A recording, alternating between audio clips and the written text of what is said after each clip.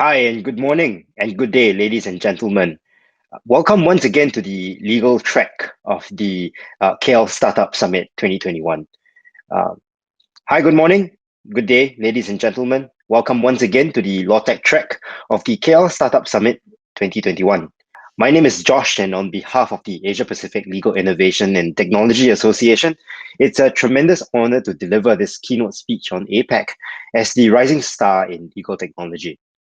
First off, I wanted to thank Santi from the Raja and Tan Academy, whose speech fabulously set off the context of sharing why there is a need for transformation, what should we be preparing for, and who and how should we go about doing it.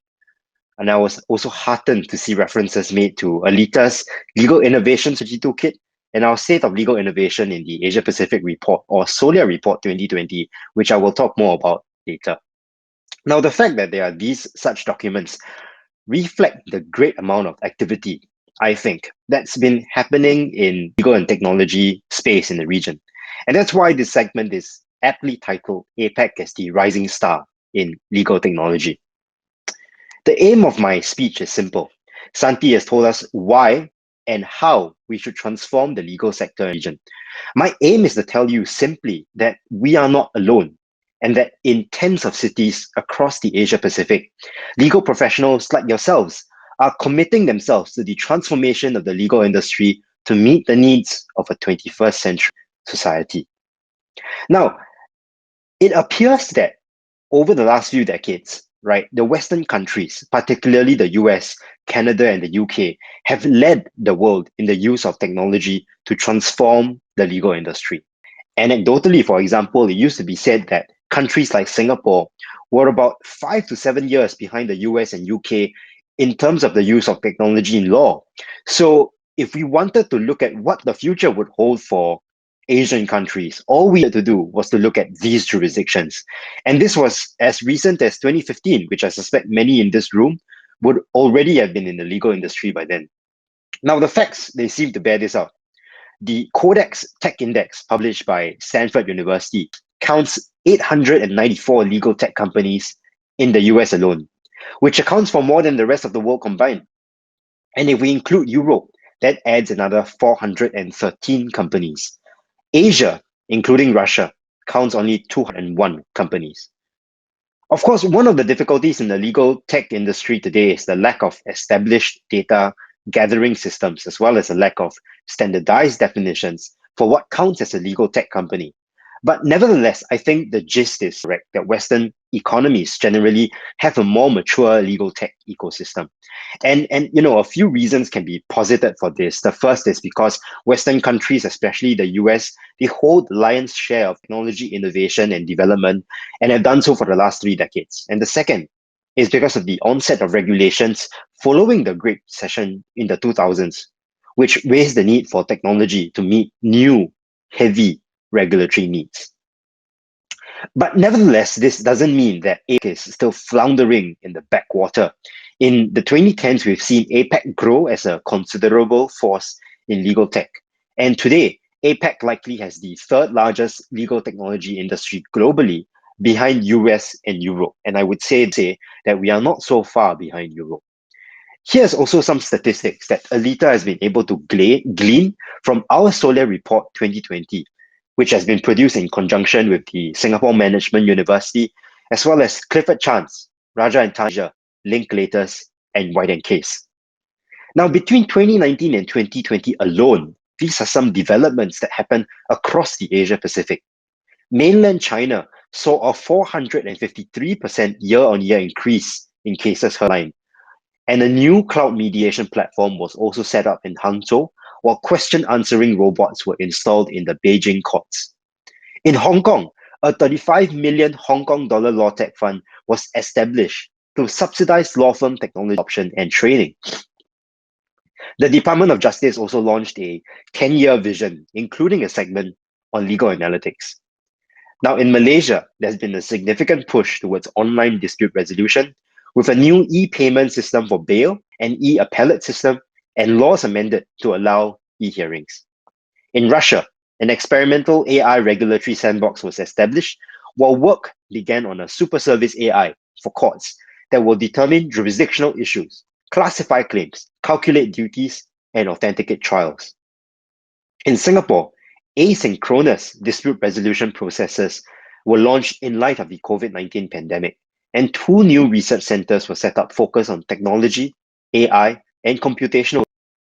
And last but not least, in South Korea, 4 legal tech startups raised seed or Series A funding, and this is in a pandemic year. A lawyer search platform also reached more than 350,000 online consultations since its inception, while a collective action platform reached more than 180,000 plaintiffs in over 40 suits since its inception. I think what these numbers show is that APAC is certainly not lacking in what I call the triple helix of innovation: talent, technology, and traction. While talent and technology have been in the region for a long time, there's never been a lack of talent and technology in the Asia Pacific. Traction, I think, is that factor that's been developing on spurts. But the latest spurt, right, developed that came about as a result of COVID-19 is likely to have far-reaching consequences for the legal tech industry. And I think these far-reaching consequences arise because COVID-19 has forced a relook at the business imperative and the need for transformation in our legal industry. I think what COVID-19 has done is to significantly raise the baseline level of technology adoption across all law firms and in-house departments. As a result, I think everyone is now at a basic stage of digitization, if not digitalization. And I think going forward, these are going to have far-reaching consequences because after the pandemic resides and we look at the new normal, we're going to look at these new technologies that we have now. Zoom communications, video communications, data analytics, remote desktop communications, and see what we can do for the future. And I think that is going to bring about the next trend and the next wave in legal technology and legal technology solutions for the legal industry. And therefore, I think these are exciting times to look forward to. And as a result, we've seen cities in APAC become recognized legal tech hubs globally. In a study conducted by the UK Law Society in November 19, KL, Singapore, and Hong Kong were recognized as emerging legal tech hubs alongside London, Toronto, San Francisco, and Tel Aviv. In fact, Singapore and Hong Kong were recognized as close competitors to the UK status as a global legal tech hub, with $240 million and $4 billion in investments in the legal tech space. Regardless of whether these figures reflect actual legal tech activity on the ground, there's no disputing the rising status of APAC as a powerhouse in legal technology, powered by innovations developed solely in the region and supported by the region's innate diversity and creativity. So today, it may be the case, or rather 5 years ago, it may be the case that in order to look at the future in the legal industry, we look to countries like the US as well as the UK. But it is possible to say now in 2021 and perhaps going forward that if people want to see around the world what the future of the legal industry is going to look like, they can look to APAC, a shining example. Now, this rising wave of legal innovation in Asia is what galvanized us to come together to form the Asia Pacific Legal Innovation and Technology Association, or ALITA. While the US and Europe have associations like the International Legal Tech Association and the European Legal Tech Association to give them a united voice, a rallying point and a space to coordinate and make sense of developments, there remained a gap for APAC. And that's why we stepped up in September 2019. And since then, we've rallied up 200 member organizations comprising global and local law firms, in-house departments, legal tech companies, research institutions, public agencies, civic society groups, to draw insights, coordinate innovation ideas, including helping a global firm feature their legal innovation efforts in the region, and helping a few legal tech entrants gain access to the market here. Now, besides being a voice for the region, our goal is simple. We want to be the glue, the one-stop shop from which you can gain information about legal technology activities and their relevant context anywhere in the region.